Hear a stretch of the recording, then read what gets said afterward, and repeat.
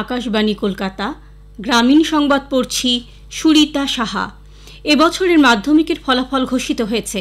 আজ মধ্যশিক্ষা পর্ষদের সভাপতি রামানুজ গঙ্গোপাধ্যায় এক সাংবাদিক সম্মেলনে পরীক্ষার ফল ঘোষণা করেন। এবার মোট পরীক্ষার্থীর সংখ্যা ছিল 9,69,425 জন। পাশের হার 86.57%।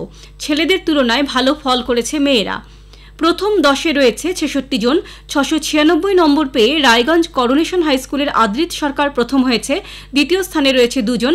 মালদা রামকৃষ্ণ মিশন বিদ্যাভবনের অনুভব বিশ্বাস এবং বাঁকুড়ার বিষ্ণুপুর হাই স্কুলের সৌম্য পাল। তৃতীয় স্থানে রয়েছে বাঁকুড়ার কতুলপুর হাই স্কুলের ছাত্রী ঈশানী চক্রবর্তী। পাশের হারের দিক থেকে প্রথমে রয়েছে পূর্ব মেদিনীপুর, তারপর কালিম্পং এবং তৃতীয় স্থানে রয়েছে কলকাতা। পশ্চিম মেদিনীপুর রয়েছে চতুর্থ স্থানে। মুর্শিদাবাদের বড়িয়ার আন্দি দেবগ্রামে মাধ্যমিকের ফল প্রকাশের আগের রাতে পরীক্ষার্থীদের আয়োজন করা পিকনিকের খাবার খেয়ে বিষক্রিয়ায় 9 জন গুরুতর অসুস্থ হয়ে পড়েছেন। বমি, পেট ব্যথা এবং অজ্ঞান হয়ে পড়ার মতো উপসর্গ নিয়ে তাদের ভর্তি করা হয় কান্দি মহকুমা হাসপাতালে। এদের মধ্যে 2 জনকে মুর্শিদাবাদ মেডিকেল কলেজ হাসপাতালে স্থানান্তরিত করা হয়েছে। কেন্দ্রীয় জাতীয় র্যাঞ্চিং কর্মসূচির আওতায় গলদা চিংড়ির সংরক্ষণ এবং সংখ্যা বাড়াতে মুর্শিদাবাদের ফারাক্কা ব্যারেজের আপস্ট্রিমের গঙ্গায় আজ 2,25,000 চিংড়ির চারা ছাড়া হলো। এমনিতে ফারাক্কা ব্যারেজের উত্তর অংশে গলদা চিংড়ি পাওয়া যায় না বা বিরল বললেই চলে। অধিক লাভের আশায় অনেক সময় বিষাক্ত পদার্থ দিয়ে মাছ ধরার কারণে ক্ষতিগ্রস্ত হয় জীববৈচিত্র্য ও বাস্তুতন্ত্র। জলজ সম্পদ ইলিশের সঙ্গে সঙ্গে অন্যান্য মাছের মতো গলদা চিংড়ির যাতে অভাব না হয় সেজন্য হ্যাচারির মাধ্যমে ব্রিডিং করে নদীর জলে চিংড়ি ছাড়ার পরিকল্পনা নেওয়া হয়েছে। অনুকূল বায়ুপ্রবাহ এবং বাতাসে আর্দ্রতার পরিমাণ বেশি থাকায় দক্ষিণবঙ্গের কয়েকটি জেলায় বিক্ষিপ্তভাবে ঝড় বৃষ্টির পূর্বাভাস দিয়েছে আলিপুর আবহাওয়া দপ্তর।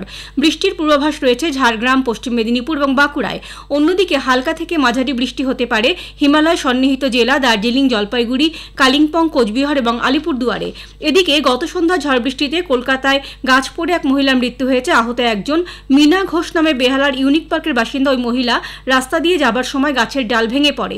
গুরুতর আহত অবস্থায় তাঁকে এবং আরও এক পথচারীকে হাসপাতালে নিয়ে যাওয়া হলে চিকিৎসকরা মিনা দেবীকে মৃত বলে ঘোষণা করেন। বারাসাতের ইন্দিরা কলোনিতেও গাছ পড়ে মৃত্যু হয়েছে গোবিন্দ বৈরাগী নামে এক যুবকের। গরম পড়তে হাওড়ার প্রতি বছরের মতো শুরু হয়েছে রক্তের সংকট। ভুগছেন থ্যালাসেমিয়া, ক্যান্সারের মতো রোগীরা। আটকে যাচ্ছে জরুরি অপারেশন। 60 শয্যার বেলুড় শ্রমজীবী হাসপাতাল ও 100 শয্যার শ্রীরামপুর শ্রমজীবী হাসপাতালে চিকিৎসা হয় নানান জটিল রোগের, ফলে রক্তও লাগে নিয়মিত। এই পরিস্থিতিতে 1 মে আন্তর্জাতিক শ্রমিক দিবসে এক রক্তদান শিবিরের আয়োজন করা হয় বেলুড় শ্রমজীবী হাসপাতালে। গ্রামীণ সংবাদ শেষ হলো। এর পরের খবর 12টা বেজে 50 মিনিটে।